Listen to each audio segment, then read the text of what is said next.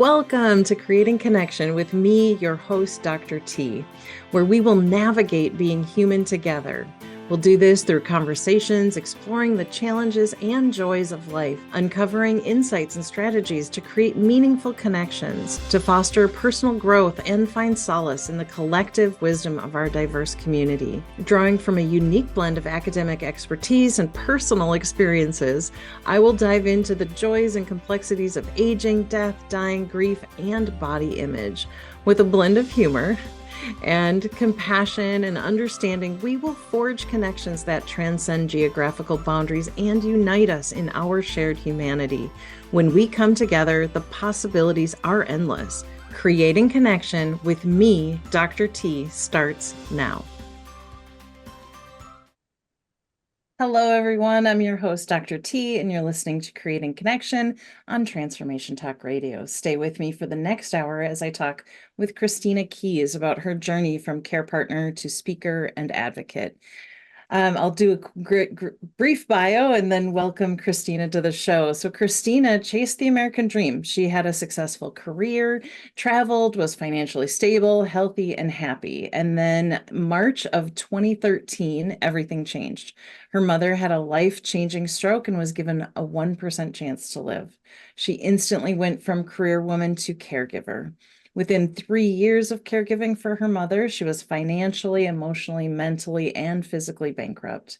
The doctors told Christina she would be lucky herself to live 6 months, if that. Her body was literally shutting down from the stress of caregiving and trying to do it alone. She had a choice to make, figuring out how to change her life and live while caring for her mother, or give up and start making arrangements on how her mom could be cared for after her death.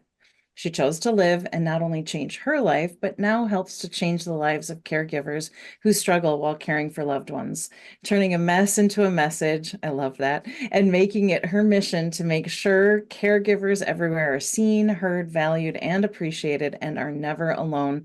She founded and ran an award-winning local nonprofit that supported family caregivers and was the director of community growth for a national company where she created and led a team of almost 200 caregiving champions in cities all across the U.S. She's now a national speaker and advocate, as well as the founder and CEO of Keys for Caregiving, where she is connecting businesses, organizations, and family caregivers to collectively transform the care space, community, and amplify our voices for change.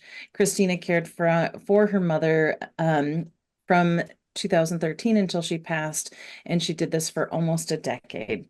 Thank you so much for being here, Christina. We met just last week, and as soon as you started talking on the panel that we were on, it was a panel called Aspects for Aging. I was like, I need to know more. I need to continue this conversation. So thank you so much for being here. I'm really, really excited to learn more about your story and how you've shifted that because I've been in those shoes, both personally and professionally, providing care. And so welcome, welcome, welcome. Thanks for being here.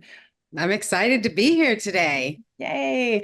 Okay, so that was a lot to take in. That, going from what you were doing to that moment of change. And I know people listening have had that experience, that you're not alone in that experience, but you can feel so alone, which obviously taking all of that on and saying like, okay, I have to do this all myself really did a number on your health and well-being. So can you talk a little bit about how that was for you at the beginning stages and what made you anyways, I'm getting ahead of myself because I want to know what was that pivot point where you decided okay, I'm going to live, and not only just live, but take on creating something to help others. So yeah, let's get into it.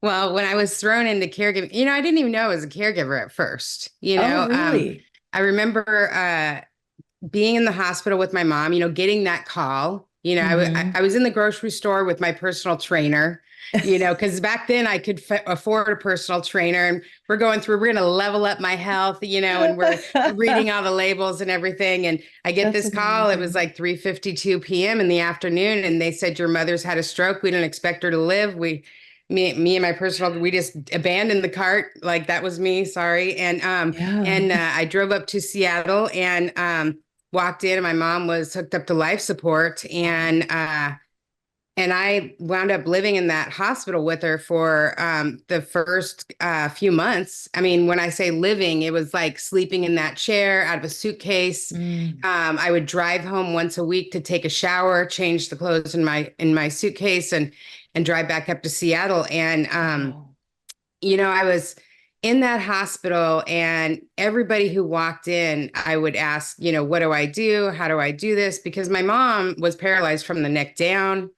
Oh, wow. And she had to learn how to talk again. And I didn't know how to do any of that. But one of the things I learned very quickly, because again, I was just a daughter taking care of a mom. Like Mm. I wasn't even a daughter taking care of a mom. I was a daughter who was afraid her mother was going to die. And I didn't want to Right. have that happen. Right. So Wow. in my mind, I wasn't even a caregiver yet. I wasn't even a daughter taking care of a mom. I was just a daughter who was like, please don't let my mommy die. Mm. Right. 40 something year old woman who was acting on the emotions of an 8-year-old child. Please don't let my mommy die. I remember the speech therapists, all of the staff at Harborview Hospital in Seattle, Washington were amazing. And the speech therapist was amazing as well. But she was trying to teach my mom how to talk with these stick figure flashcards. And I my first thing I learned as somebody who was caring for a loved one was that love was going to be a motivator, right? Okay. And For so both of you or for your mom? for both of us, absolutely, Okay. absolutely, because I'll tell Okay. you what, it was fear and love for me, let's be Oh, honest, but sure. love was a motivator. And so what I did from the hospital was I printed up 300 pictures of her life, and I had somebody pick those up from the store and bring them to me, and I made them into flashcards, and me and my mom would just sit there and a couple times a day, because she remembered her house. She remembered her grandkids. She Sure. remembered her dogs. And that's why she came back. That's So why she came back. And that's why she that's fought so hard. really inspired. Like, so you're like, I don't know how to do care, but all No of a sudden idea. you have this idea of like, let's Yeah. teach through images. Like, Right. that's amazing. But I knew how to love, and I knew that she Yeah, knew what love was, right? I knew why she came back, and she didn't come back for stick figures. She sure. came back Yeah. for her kids. She came back for her grandkids. She came back for her house, her garden. And Yeah. that motivated her. And making those tough choices, like when we got done with the hospital, having her go to the rehabilitation center, Mm. things like that. And, having her cry, but knowing that was the best thing for her, Yeah. and I remember one of my Facebook memories are amazing, right? Because I posted a lot of this stuff on Facebook, my journey on Facebook, not even knowing that it was going to be so important later, right? And one of Yeah. my Facebook memories, when my mom was going to be coming home about 4 months after, I put on my Facebook, does anybody know? And if they have such thing as, like, I don't know, babysitters for adults, like I literally didn't even know the term caregiver. Yes. I was in Yeah. tech, I was Yeah. selling software, hardware. I had no idea. And here I was, a family caregiver, and about to hire a team of caregivers, right? And Wow. I didn't even know that's what it was, right? And so all of a sudden, I'm thrown into being a family caregiver. I'm thrown into being a case manager. I'm thrown into being like a med tech. I'm thrown into being, Yeah. a PT, an OT, a speech therapist.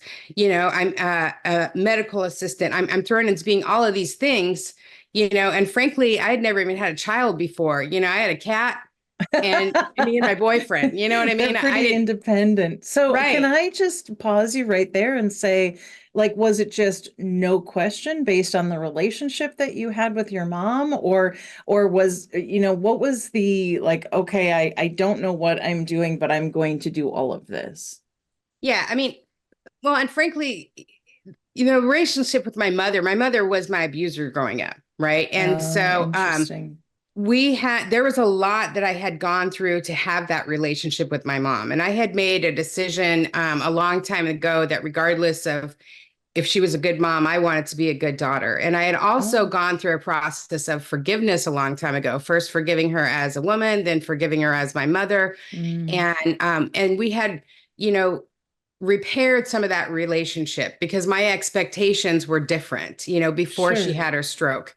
And so we actually had quite a good relationship right before she had the stroke. As a matter of fact, that morning she called me up and she was telling me how she had gone to the movies with her friend the night before, and she was going to call me later, and we were joking and laughing on the phone. And, you know, she got off the phone and she passed out. She hit her head on the couch, and that changed both of our lives. My mother was 62 years old and she was healthy. And yeah. Wow. And so was she living alone or was she? Oh yeah. My mother lived alone. She had two cars. Listen, my mom was an aerospace engineer. She had like the highest security clearance you can have on the military side in aerospace. Wow. She was a complete, like, just if you think of the term Shira, she was it. You know what I mean? She had a Okay. shop that's bigger than most people's houses. I mean, she was amazing, right? And very, very strong woman, very, very independent. And so yeah, it was a huge change for her Yeah. and myself. And I mean, that's young too. I mean, Oh at yeah. 62 Oh yeah. and now I was posting on social media, we had a mutual connection. So someone, was involved with your mom and Yeah. did your mom raise dogs Yeah, or my mom had a lot. She was an aerospace engineer, and then she was, she raised Shih Tzus, and oh, she treated them like pets because she loved having kids, and so she just loved having all these little puppies. She collected oh, that's American Girl dolls, amazing. she and yeah, it was amazing, that I saw that, and I was like, oh my gosh, that And was then, yeah, the legacy lives on even when yeah, you're unaware, which is so powerful. And so your mom's name is Pat, correct? yeah, Patricia Okay. Keys, yeah, yeah, Patricia Keys. yeah, Pat, Okay. yeah, And so that's a remarkable. So the healing journey, because as I mentioned in our panel, my dissertation was looking at the grief people experience, women's in particular experience when their moms pass, yeah. and like the dynamics of the mother-daughter relationship. And so that's really powerful that you had been doing that work and that healing and the forgiveness journey to then, you know, care partner in like all of the senses. So was she able to welcome your care, or was there pushback because she was so independent?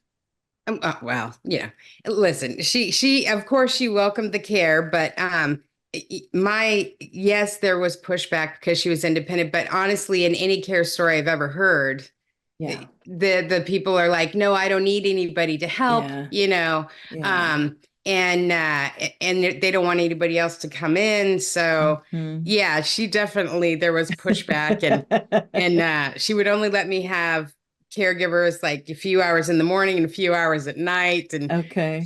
she was funny because even from her wheelchair, because she was wheelchair bound, she wound up getting Sure. mobility back in her left side. Okay. And there'd be times that she'd be really mad at me, and we had cameras in the house and stuff, and she'd like kick the caregivers out, and she didn't want anybody bugging her, and so she'd wheel over to the cameras because she knew I would be checking on her, right? Wheel over to the cameras with her grabber and take a blanket and cover up the cameras, like you are not watching me, like this is my life, like I'm in charge. It's like, all right, Okay. you do you, mom. All right. That's I'm amazing. on call. So, And yeah, so while you were doing that, like, and in your bio, as I was reading it, you went from, in this tech world and you lived out of state or you lived far I away lived from. I lived almost 3 hours away. Okay. Seattle and Vancouver, about 2.5 hours away. So Okay. I And so lived then with did my you, partner, Terry, that I've been with for many years. Yeah. okay. So did you sell your home or did you just come down? I mean, what I were the just drove logistics? up. Lived in the hospital with her. I would come home Okay. on the weekends. I worked a remote job. And then Okay.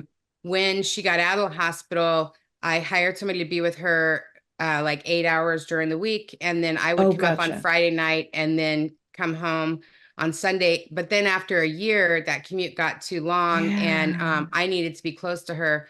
So we actually sold her home that she had lived in for like 30 years or something, Mm, and had a home built close to my house that was specifically built around the accommodation she needed for her life okay. now.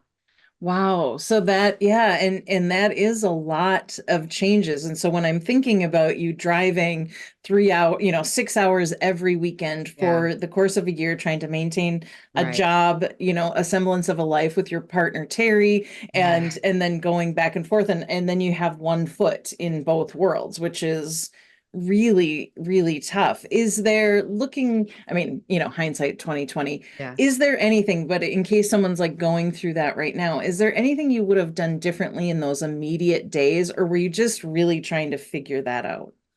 Well, yeah. And if there's anybody listening and you're at the beginning of your care journey, look, first thing I need to tell you is you're not alone. Mm, There are well over 53 million family caregivers out yeah. there. There are support groups out there. There are wonderful things called care coaches, who are people like myself and others who've been through that journey, who can help you along the way, help you with some of these emotions.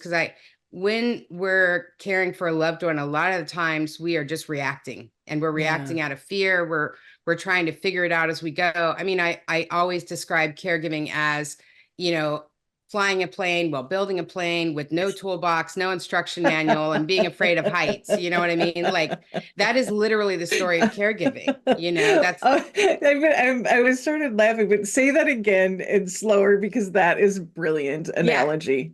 Okay. Yes, flying a plane without a toolbox. Well, you have to build the plane without an instruction manual and being afraid of heights the whole time. So I mean, that That's is the amazing. story of caregiving. I mean, I remember I'm driving down the freeway at 60 miles an hour and my mom starts choking. And I've never done the Heimlich in my life, but Oh now I've got man. to immediately learn how to do the Heimlich while I'm driving at 60 miles an hour and pulling over safely to the side of the road and call 911. Right. So Wow. and then another Yeah. time she started having seizures. How do I protect her head while I'm going down the road at 60 miles an hour? Another Yeah. time she went completely unconscious. So I'm trying to revive her as I'm pulling over to the side of the road. This is again not the story of Christina Keys. This is You're literally the story of all caregivers on the fly. Something mm, happens and we need to be ready to go and we need to figure it out. We have yeah. split seconds that we have to Yeah. figure it out. So, And so, yeah, so that is, I mean, I could pick any one of those, but what I want to, because you said that, you're figuring it out on the fly, and you've also mentioned that feeling of feeling so alone and isolated, even though right, there's these millions of people who are doing care. right. What can you say about, because really when you're in it, you're reacting, you're Mhm. not necessarily responding and going like, oh, hey, I could reach out to a coach. I mean, I hope Right. people who are listening are like saying like, oh, heck, okay, there is a coach and Right. I can reach out.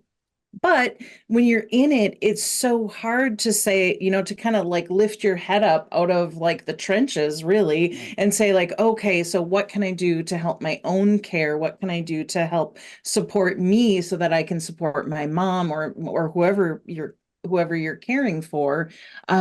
So what was that moment for you? You're reacting, you're getting into this, and you said it looked like it was about 3 years in that Yeah. this, kind of started taking a real toll.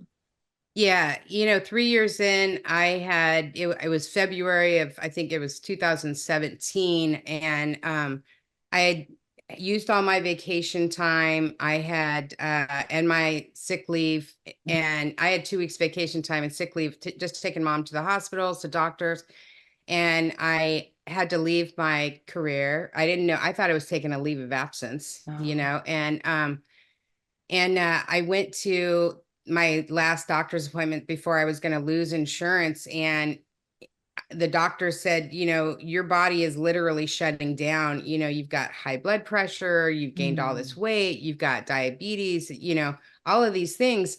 Because what was happening was I was constantly, from the second I walked into that ICU and saw my mom mm, hooked up to life support, and my mom's going to die, and yeah, and that learning curve, and she's, when she got out of the hospital, she started having seizures, but a lot of time they thought they were another stroke, like all of that stuff. Like, I was either constantly going into an emergency, coming out of an emergency, preparing an yeah, emergency, or right smack in the middle of it for, that whole time. And again, I'm trying to work.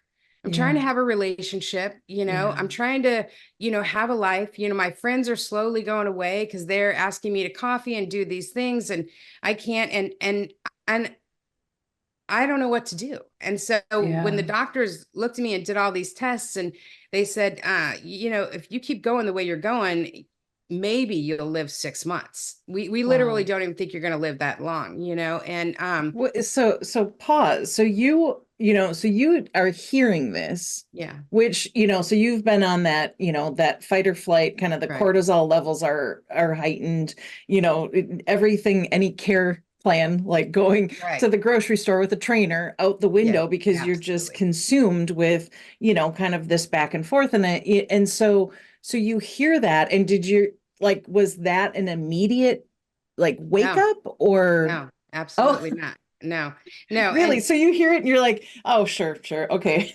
no, no, honestly, and I'm just going to be real here. And if there's any Please. caregivers out there listening, look, a lot of you are going to relate. My first thought was, thank God it's over. Mm, Thank God. I was not suicidal in any way, shape, or right. form, Right. but this was going to be my way out. Yeah. And I'd finally get a break, and I didn't have to feel guilty. I didn't have to feel, it was just my body letting go. Oh, And, wow. I think there's a lot of times that caregivers get so overwhelmed Mm. that there is, I mean, they're not suicidal, but like getting hit by a bus is like, they're not opposed to the idea. You Right. know what I mean? Right. And Right. so, Because it's so much stress it is and there's so no much. like There's no way, way way out. out. You And cannot so, figure yeah, that way out. I was sleeping five that's to 10 hours a powerful. week. And Jeez. I had to take after I took that moment of like, okay, Mm-hmm. this is it. And then, everybody been talking to me about self-care. And Mm. frankly, every time they mentioned self-care, I wanted to, like, I'll just be nice and say kick him in the shin, but I wanted to do so much more.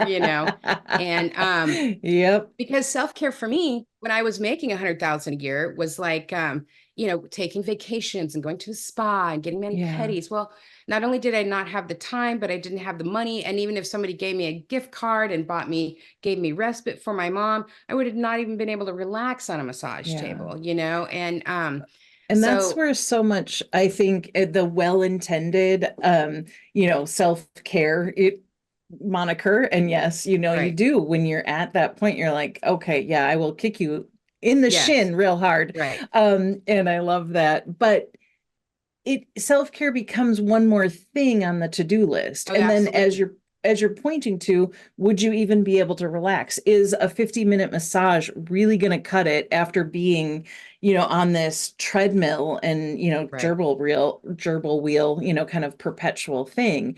And so, yeah, self-care in that form, especially the way you understood it to be, of course, you can't take that vacation. You no, can't do those things when, you had expendable income. And so many people who are doing care, you said that was your last doctor's appointment before you lost insurance. exactly. I literally, and I'm upper middle class, right? And at that time, right? And so I had Mhm. always had like good insurance and everything. I didn't even know that there were things like state insurance at the time. I didn't Yeah. know about, food banks. I mean, literally, and the financial burden I was paying for my mother's care. So Mm. mom was manufacturing engineer, I was in tech, we were doing great. And, Yeah. we thought we were doing great, Yeah. and literally within less than 2 years, we had gone through her life savings, my life savings, Wow. over $300,000 in less than 2 years. In Wow. less than 2 years, we are struggling. We are selling items to pay for everything. 3 years in, I'm having to take a job that's $15 an hour, work five part-time jobs, give blood to pay for her care, stand in Yeah. line at food banks. These are things that I had never done before in Right. my life. I was the Right. person who was giving to food Yeah. banks, right? And Yeah. so, but this is the story of caregiving. She Yeah. had Medicare and a supplement, and who was going to Hmm. pay for that care? Me. I mean, I Yeah. was paying anywhere from 1,500 to $3,000 a month. And, I literally stopped counting, at $300,000. And Right. I did an interview one time. I can't remember if it was Fortune or Forbes or some magazine. And the lady asked, can I do some math? And I said, sure. And so she added up what I had put in actually physically money, and then also the lost wages, and also the time that I would have been paid as a Mhm. caregiver. And it wasn't even like, I think I was like 7, 8 years into my caregiving journey, and it came up to $834,000. Wow. $834,000. And again, during that time, I'm not putting money into my retirement. Right. I mean, Yeah. it's different for sure. So, yeah, it So was that, very yeah, stressful. the impact of care, when someone says, if someone's listening and their friend has said, oh, I'm providing care, maybe there's this insight that it goes deeper. It goes Oh yeah. deeper than I'm just hanging out at my mom's house getting her lunch. I Yeah, mean, it it's much is. deeper. Yeah. Yeah, I mean, it is, it's not only the learning life-saving treatments of Heimlich and, in Yeah. what do you do in a seizure, but it's this financial real burden, not burden. I mean, so financial, but it's a burden because of society, but that's a bigger That's a topic. whole nother 10 shows. Yeah. Yeah, exactly. Right. Yeah, that we can't cover all of Yeah. that. So you're in the midst of this. You're like, okay, I can't pause to take care of myself. I'm too busy trying to figure out how do you get aid? How do you get food? How do you pay for the different cares? So talk to me. So how did you go from that, and you're painting a picture that, like I want to just go back in time and give Christina of then a big hug because like that sounds really, really, really hard. How do you turn that to what you're doing now? Like Yeah. what's the shift? Because that is powerful. Yeah. The shift was redefining self-care, Okay. changing what normal was. Because Okay. I, because up until that moment, up until that time, I was constantly thinking normal was what my life was before. So I was Mm, competing with that. I was competing with that old life, okay. and constantly unhappy and constantly feeling like I was failing, and all of these Um, things. My normal was different now. And if you're a caregiver, your normal is different now. Your mm, normal is different now. And it's okay to yeah. redefine that. It's okay to change that. And so I had to redefine self care also. And my first act of self care was literally taking a blood pressure pill and texting my friend that I Okay. took the blood pressure pill for 30 days. My first Wow. act of self care was literally a 30-second act. And Okay. then my next Great. act of self-care was committing to every time I walked down the hallway to reaching up towards the ceiling. I had to like do these tiny, tiny things. It was a 30-second act, and then I would build it to a 1-minute act. And they were small things, walking out to the mailbox. And I would stand by the mailbox, and I would, I learned what white knuckling was by standing Oh, by the mailbox, and just take a deep breath, okay. outside.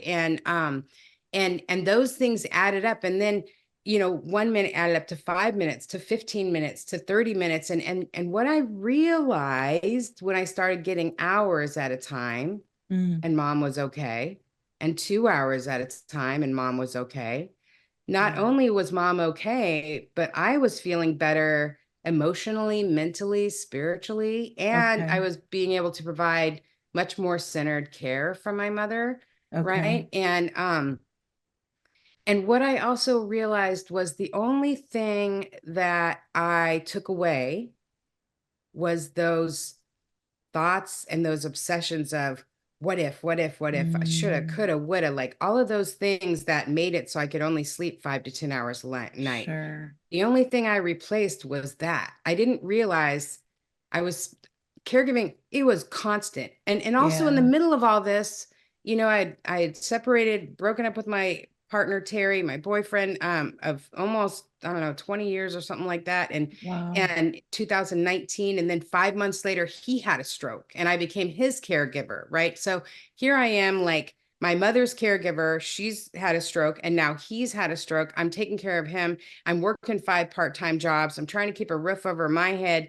Like, so I literally have no time, right? And so Yeah. it's very important for me that the time that I have, that I'm not obsessing about the shoulda, coulda, wouldas, because a lot's Yeah. happening during real Right. life, right? And so Yeah. thank God I learned how to trade in that time of obsessing and, all the, worry and fear in my head for something more productive. So it sounds like you shifted, from like ruminating and thinking about Yeah. the past and Right. being more present, whether it was just, like breathing at the Right. mailbox, one Right. one mindful breath Right. outside, and taking the time to text a friend so that you're doing something for your health and well-being. I like that you're saying that it is really these teeny bite-sized pieces that started shifting for you, because Right.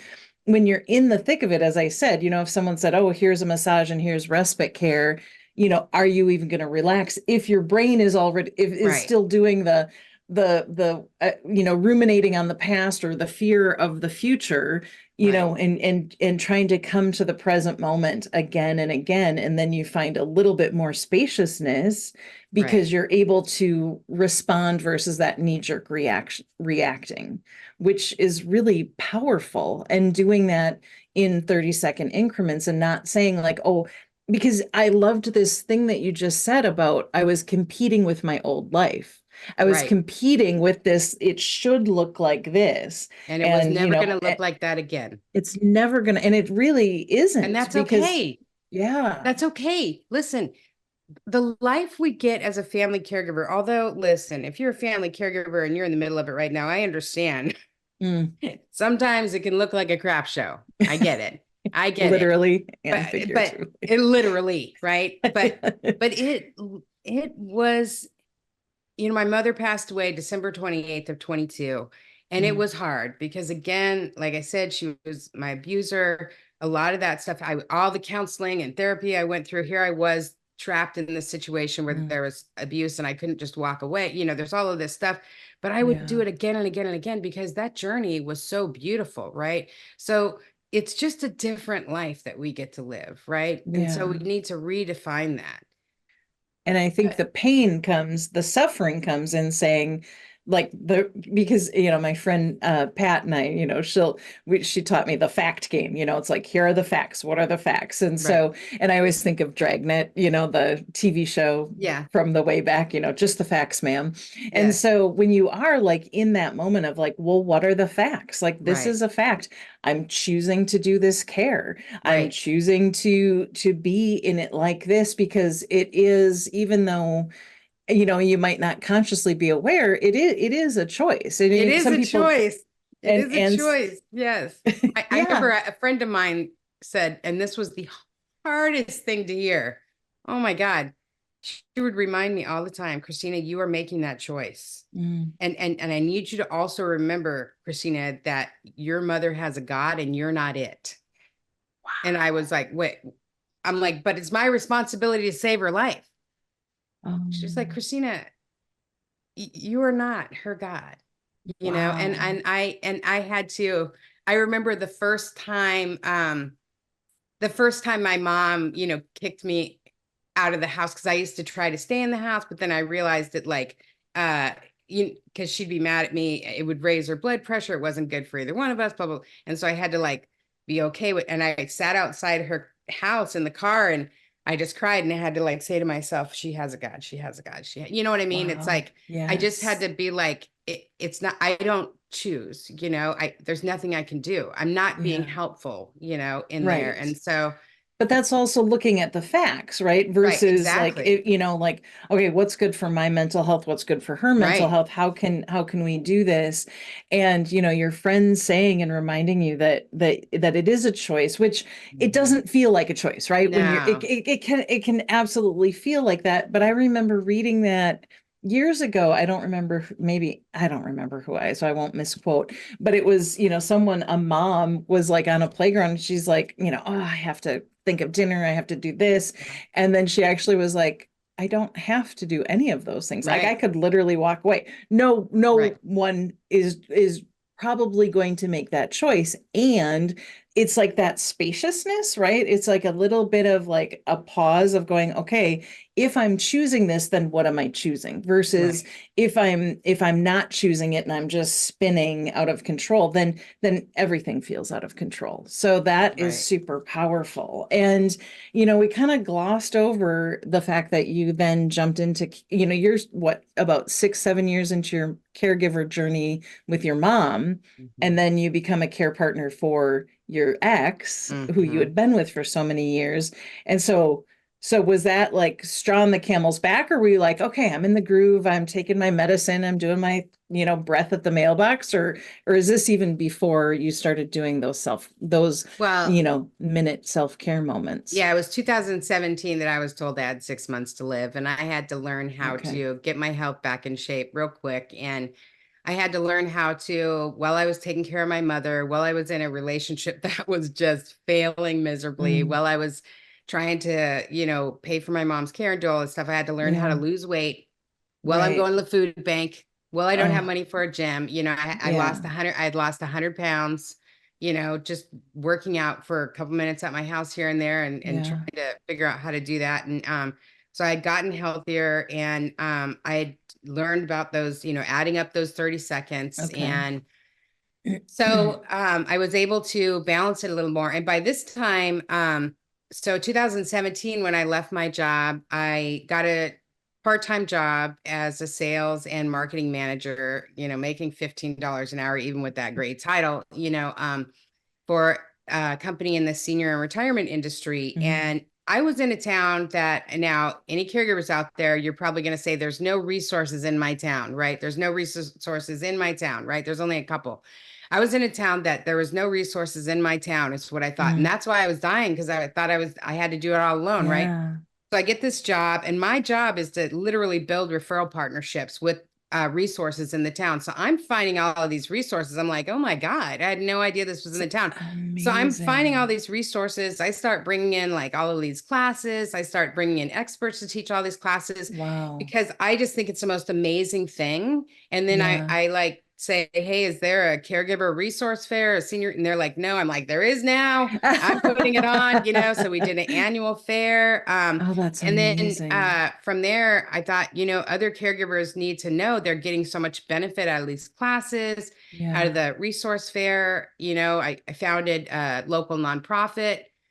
Within just 2 years, that got a lot of national coverage and won Wow. awards, and people started asking me to tell my story. And one thing led to another. So the thing with Terry is, I've always kind of been taught that if you say I love you, it means forever. It doesn't mean, Mm. and the title can change. You know what I Sure, mean? It doesn't sure. mean that I love you and I have to be your boyfriend or girlfriend, or, Right. but those are powerful, powerful words, Yeah. right? And Yeah. so I couldn't necessarily be like, well, I'm my mom's caregiver and I'm going all around town and teaching everybody how to be the better caregiver, and being a, Mm. whatever. But you, this person who I said I love you to for almost 20 years, you got to figure it out yourself, Oh, so, sure, and it sure. was natural. Me and Yeah. Terry were still best friends. I still today, at the same time that my mother passed, Terry had his last stroke when my mother went on Okay. hospice, and I wound up having to um, have him go into an adult family home, a 24-hour care facility. I also turned over his full-time care to a state guardian Okay. because of the Medicaid spin down. Mm. So, but I still go. I mean, I'm going to see him this week, and Okay. so, yeah, he's still a Yeah, part of my those, life. I love that. The relationship, the title might change, but the care, like, and especially, probably you're like, I know I'm learning this on the job literally. And so, it's not that hard to then hook someone up with some information and Right. support them in that way. But I want to get to this term that you used on our panel discussion, and you used the term caregiver recovery. And I had never heard those words together. I think it's so powerful. I talk about grief, I talk about aging, I talk about all these things, but this term, will you talk a little bit or introduce us to what does caregiver recovery mean, and what's entailed with that? Well, after my mother passed, I had an odd blessing. My father, who I love dearly, I was not his caregiver. My father passed almost 7 months before my mom.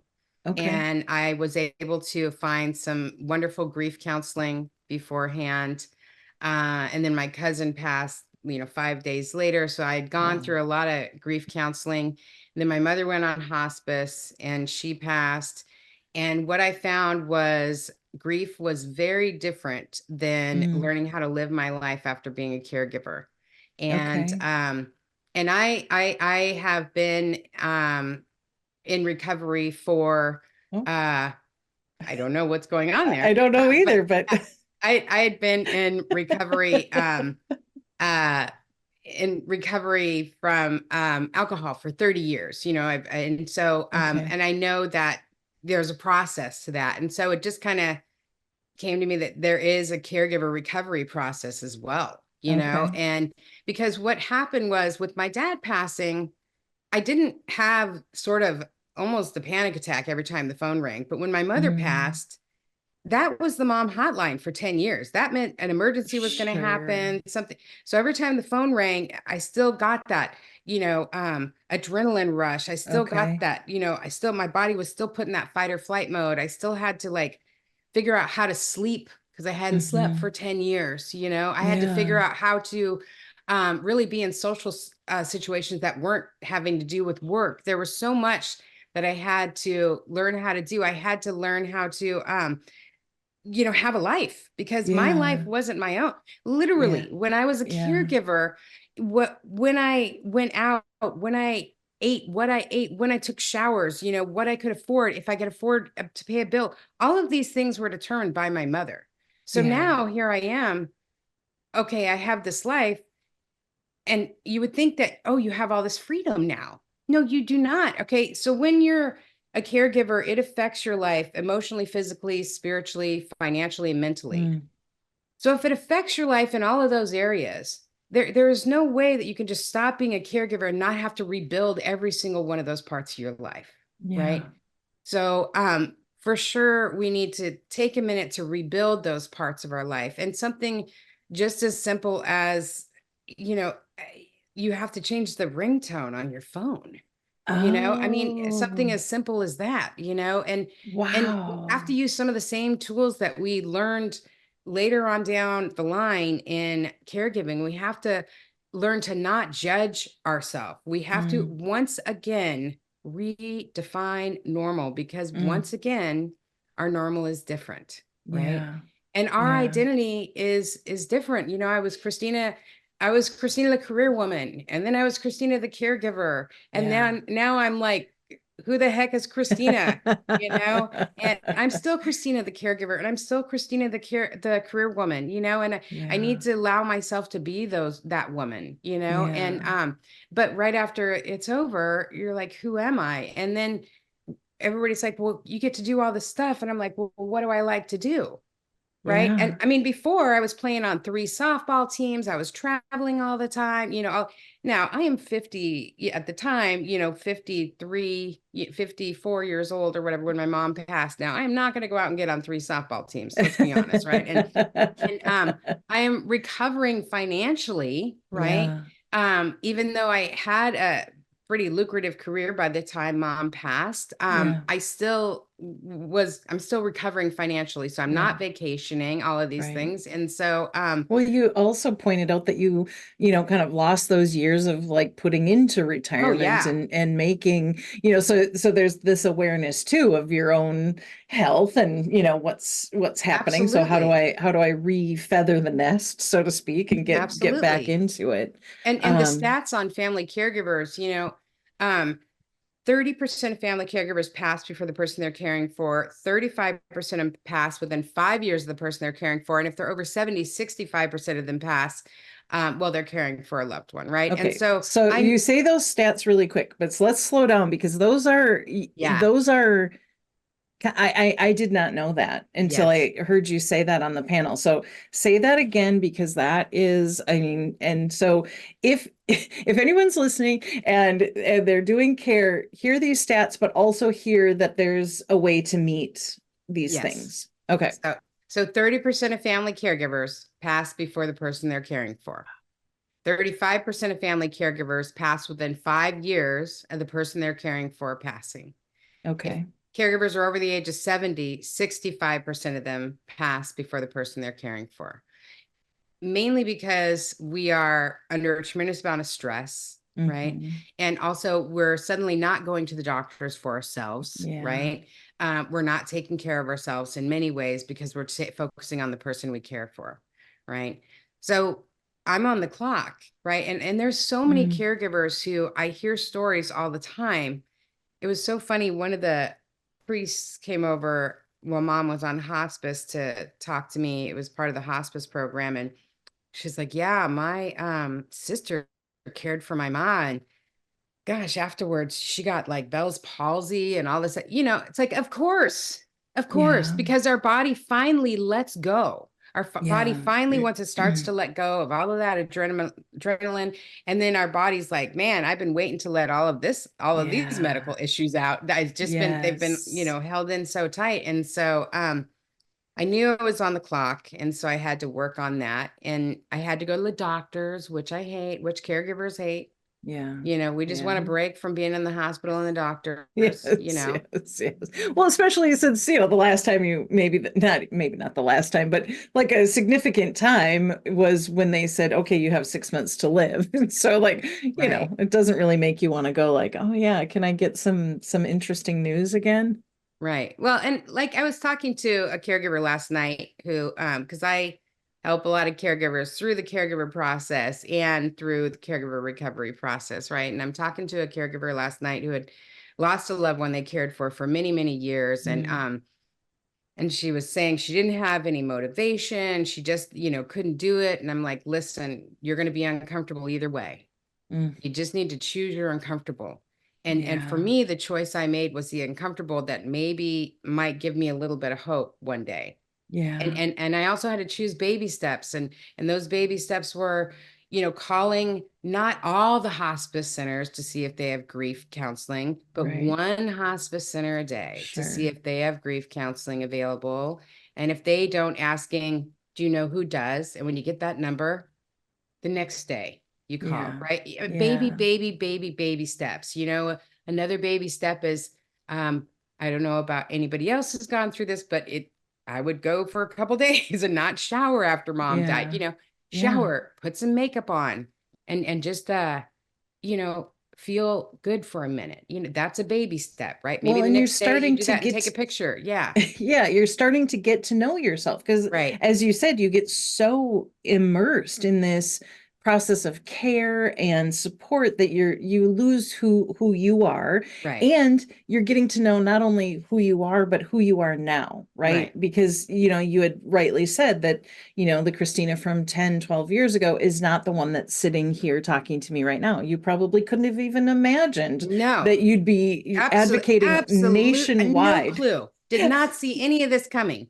Like, did not see Yeah, any of it coming. And yeah, I had to be at a very basic place and write a yeah, list of not only things that I like to do, because frankly, I'd forgotten what I like to do. yeah, I had to yeah, write a list of things that I wanted to try, not yeah, only like places I wanted to go, or, if I wanted to try knitting, or, reading this book, or, foods I wanted to try, little things, like everything from small to big things. right. I wanted to try driving to Olympia for fun, not for, Yeah, work. And I had to put them on there because I don't know. I don't know what I yeah. like. Who knows?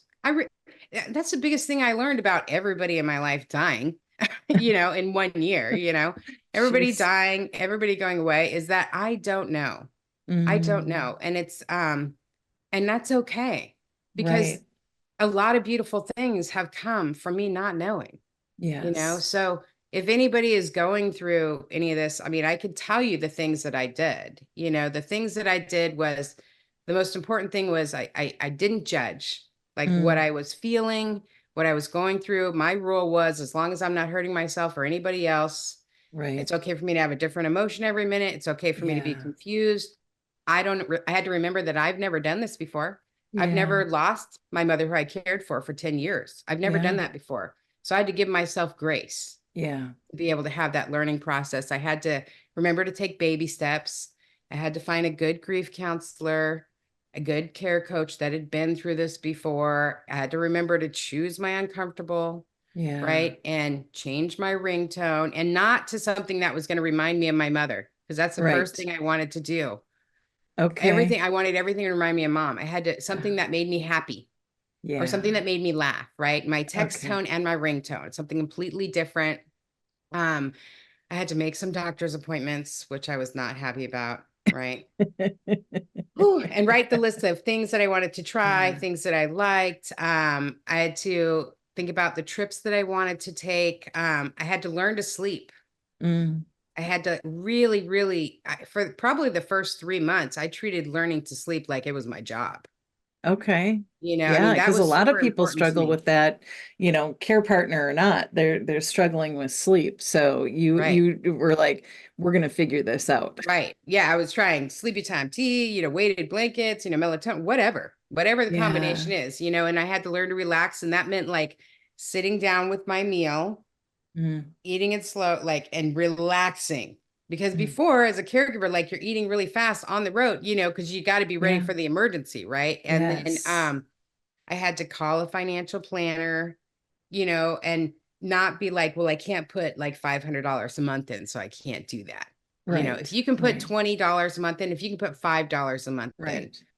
you know, it's kind of like when you go to start working out. A lot of times we say, oh my God, I got to go to the gym 2 hours a day and only eat chicken and broccoli for the next 3 months, right? And then you're Yeah. like, well, I can't do that, so forget it, right? Yeah, that's No, not you do sustainable. the baby steps. You do the baby steps. And also, I had to remember, I had to think back who saved my life. Mm, Who saved my life was that woman who had just been told she had 6 months to live. mm. That woman whose heart was broken, that woman who Yeah. was failing miserably, that woman who I hated, that Oh, woman who was severely overweight, that woman, she is the woman who saved my life, right? She's the woman who saved my life. And I felt that broken now. I felt yeah. because I hadn't had time to grieve my father. I hadn't had time to grieve that, what had happened with Terry. I was, so much time spent on, planning mom's funeral. She didn't have life insurance. I had to sell her American Girl doll to pay for a dang funeral, Oh and I had man. to remember, like, I've been that broken woman and she saved my life before, and she can Yeah. save my life again. And I Yeah. can do this like one baby step at a time, one choosing my uncomfortable at a time. And so if there's Choose. any caregivers out there, Yeah. you're stronger than you think. Mm. Yeah, that's so powerful to think back and go, yeah, that person brought you to where you are right now and got Mhm. you through Yeah. all of those moments. And it is hard. It is hard to have that, you're talking about grace, you're talking about non-judgment, you're talking about self-compassion. Those are hard on a good day. Right. So I love that you're saying like, okay, maybe it's a baby step, maybe it's taking a deep breath before you have a bite of food and you're like, Right. okay, like just, take that pause. And, I think that what you're saying is so important and so powerful. And I would absolutely love for you to share like how people can get in contact with you or how they can work with you or what they're doing because I don't think our conversation is over. I mean, it might be No. for today, but I'm feeling just really a deep connection to the work that you're doing. So please let people know how they can get a hold of you. You can reach me either at my website, which is ChristinaKeys.com. And on there, you'll find all of my socials. Feel free to connect with me on any of my socials. You can also text me on my community text line, which is 360-230-7736 from anywhere in the United States. Oh, So, wow. and And I'm on so, LinkedIn, Instagram, TikTok, Facebook, all of the socials. So feel free okay. to connect with me in any And of are you those. doing like caregiver groups or are you kind of stepping back from that and just sharing your story? And I'm seeing your sign in the background, bringing caregivers and community resources together. So are you kind of doing it on a higher level or are you still working one-on-one with people? I, I do some one-on-one with some caregivers, but mainly my focus is I do a lot of speaking nationally. I do a lot of advocacy nationally. I also work with a lot of businesses who are doing great things for caregivers and coaching them on really how to be more effective in their reach with caregivers, how to be more powerful in, advocating for those caregivers. So I do a lot of consulting with businesses because we really need to come together. And I help other caregivers learn how to amplify their voice, right? Yeah. Because together is how we're going to make these changes. I mean, I've been working with, government change bills and all. I've worked on all that stuff. It takes forever. It's going to be all of us coming together and using our voice to make that change. Yes, because as you said, when you were deep in it, you're Hmm. like, well, we have no resources. And then Right. you have this 15-hour, $15 an hour job, and you're like, oh, there are, but you have to like look Oh, around. yeah. And so Yeah, people could have the best resources in the world. And I know this from, working the work I've done in the past is that, you could have the best options, but if no one knows you're doing them, exactly. then Exactly. it's not having the intended. And then I think that's why also nonprofits get burnt out and they get Yeah, depleted because they're trying to spin the wheel. So I love that you're bridging that gap. It is absolutely. so important. And I just want to thank you for being on the show. I appreciate you and everything that you're sharing, and that you've shared with us today. I think it's wildly important. And I'm just trying to find I don't know I don't know my sign off. So thank you all for listening. Now I've just told on myself. Thank you all so much for listening to Creating Connection with Dr. T, joined here by Christina Keys. And if you are doing care, take care of yourself. And for everyone listening, please reach out with any show ideas or thoughts or questions. And we'll look forward to seeing you next time. Thank you so much. Thank you for listening to Creating Connection with me, Dr. T. You can join me by tuning in on the first and third Wednesdays every month at 10 a.m. Pacific on transformationtalkradio.com, where we will navigate being human together. Being human means that we all have a body, and we will all experience loss, grief, and aging if we're lucky. Let's join together on this journey of exploration, support, and mutual learning. I love bringing people together, and on Creating Connection, we are a conversation away from understanding another person and, quite frankly, ourselves. For more information, visit ccwithdrt.com.